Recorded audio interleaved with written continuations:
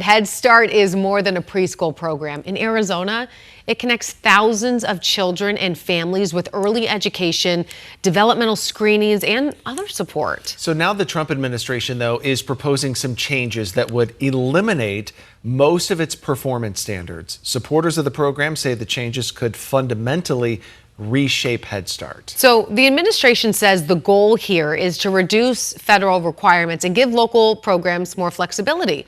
Will that happen? We'll see. Nohelani Graf shows us what Arizona could stand to lose in this morning's education impact. This is a big deal, Nohe. It is, and advocates are so passionate when it comes to Head Start. Head Start leaders say that this isn't just about changing rules.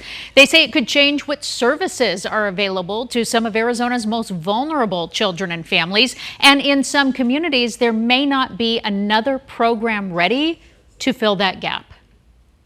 I want you to picture this. You don't have a home. You spend your days riding the bus with your infant just to escape the Arizona heat. That was the reality for one mom until she found Head Start. And she was fortunate enough to come across one of our programs, which then just led to this overhaul experience for her, where she now had a safe space for her child. She was given, resources to stable housing, higher educational attainment. She ended up moving forward to taking on a trade. Head Start Association President Eve Del Real says that's what's at stake in a new federal proposal that would eliminate more than 90% of Head Start's performance standards. The proposal is described as a way to give local programs more flexibility.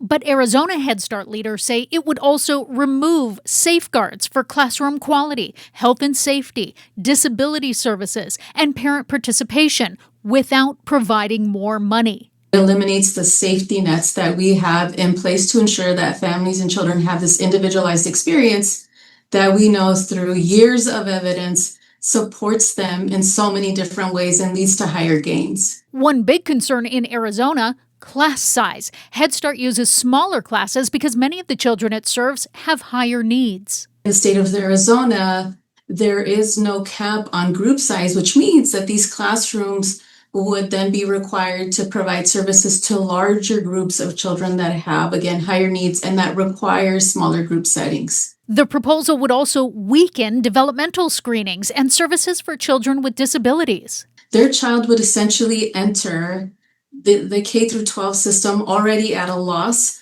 because those early interventions and screenings were not provided. Significant because Arizona has no statewide, no-cost early childhood program that duplicates Head Start's combination of education and health and family services.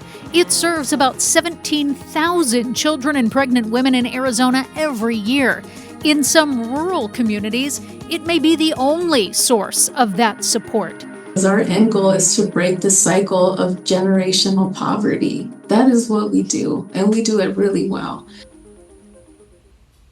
So they are certainly asking the federal government to withdraw the proposal altogether. But in the meantime, public comment would help amplify their plea here. So you can share your stories, be it of support or personal experience, and you do that online through October 6th. We are putting a direct link in this story on 12news.com.